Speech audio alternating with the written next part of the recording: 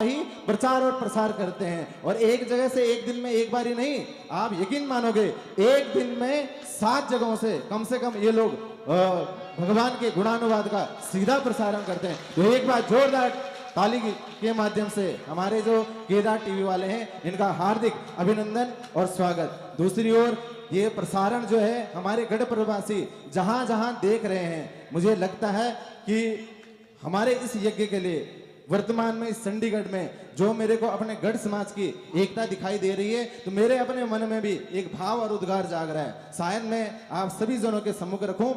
मुझे लगता है, देखिए, वैसे तो माँ भगवती के हम सभी जन किसी न किसी रूप और स्वरूप में उनके पुजारी हैं, और माँ भगवती की कृपा भी किसी न किसी रूप और स्वरूप में हमारे ऊपर बरसती है। परंतु हमने एक चीज देखी है समय के साथ से कि हम जिस स्थान के वासी हैं, मूल गढ़वासी हैं हम, है ना हमारे कुमार जी, क्योंकि आप तो प्रधान जी हैं, हमारे पूरे गढ़ समाज का नेतृत्व करते हैं। तो हमारा जो उत्तराखंड की जो भूमि है, पावन देवताओं की जो भूमि है, उस भूमि पर हमारे माँ भगवती के अनेक रूप स्वरों का हम गुणानुवाद करते रहे, आज भी पूजन करते हैं। और वो माँ भगवती हमारे गढ़वाले में कहते हैं कि धावड़ी लगाते हैं ना, बिल्कुल हमारे इतने एक शब्द कहने मात्र से हमारी माँ भगवती हमारे सामने प्रकट होकर के हमारे सभी कार्यों को सिद्ध कर देती है। परंतु वर्तमान समय में हमें ये देखने को मिलता है कि हम अपने उस गढ़ समाज और गढ़ भूमि को छोड़ करके इतनी दूर पहुंच चुके हैं कि हमारे के मध्य में कई ऐसे जन हैं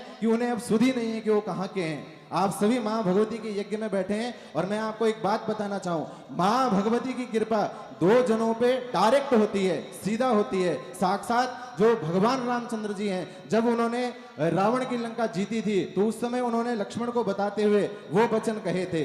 माँ भगवती का प्रथम स्वरूप है, हमारे दुर्गा सप्तशती के अंदर लिखा गया है, स्त्रिया समस्ता सकला जगत्सु, जो आप समस्त मातृशक्ति हैं, आप भगवती का पहला स्वरूप है। और दूसरा स्वरूप माँ भगवती का कौन सा है? आधार भूता जगतस्त्वमेका मही स्वरूपेण मतस्तथासि। ये जो पृथ्वी है, जो हमारी जन्मभूमि है, जो हमारी कर्म भूमि है, ये माँ भगवती का दूसरा प्रत्यक्ष स्वरूप है। परंतु माँ अपने जन्म देने वाली माँ की तो हम किसी न किसी रूप स्वरूप में सेवा कर लेते हैं, पूजा कर लेते हैं। परंतु जो हमारी जन्मभूमि है, राम जी ने यही तो कहा लक्ष्मण को कि अभी स्वर्णमयी लंका नमे लक्ष्मणे रोच दे। हे लक्ष्मण, मैंने ये लंका जीत तो रही है, परंतु मेरे को इसमें कोई रुचि नहीं है। कारण जननी जन्मभूमि स्वर्गादपि गरी ऐसी। हे लक्ष्मण, जो जन्म देने वाली माँ होती है और जो हमारी जन्मभूमि होती है, वो स्वर्ग से बड़ी होती है, उससे छोटी नहीं होती है। आप उसे ऐसा मत समझिए, ठीक है। तो हमारे कई जन ऐसे हैं जो उस गढ़ प्रवास को छोड़ करके आज इतनी दूर निकल चुके हैं कि उनको अपने गढ़ की उन देवी देवताओं का कोई खोज नहीं, कोई खबर नहीं। हमारे एक जो लोक गायक हैं, उन्होंने इसी एक श्लोक को गढ़ कविता में रूपांतरित किया है और बड़ा सुंदर लिखते हैं। क्यों नी लागो मिथे बोला मेरी बुए की खुद, क्यों नी लागो मिथे बोला मेरी माँ की खुद, क्यों नी लागो मिथे बोला मेरी माँ की खुद, क्यों नी लागो मिथे बोला हो, क्यों नी लागो मिथे बोला वे बोना की खुद, बोला मेरी बेटी खुद।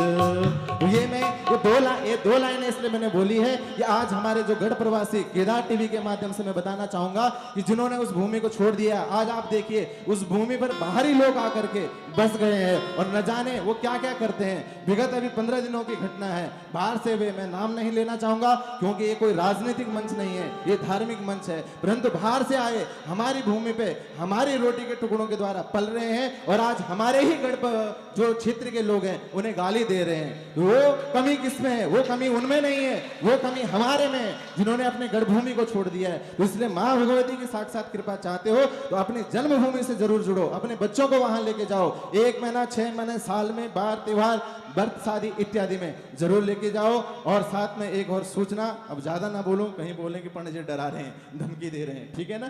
तो यहाँ पर ये महायज्ञ चल रहा है, इसमें अगर कोई भी दानी दाता, कोई भी सज्जन किसी भी रूप से अगर सहयोग करना चाहता है, धन के माध्यम से अगर सहयोग करना चाहता है, तो पीछे काउंटर पर हमारे विक्रम विश्व बड़े भाई साहब जी बैठे हुए हैं, आप इनसे लिखवा सकते हैं। यहाँ पर नवम दिवस महाप्रसाद जो भंडारा चलेगा, अब आपने ऐसे करना है कि अपनी ओर से सामग्री नहीं देनी भंडारे की।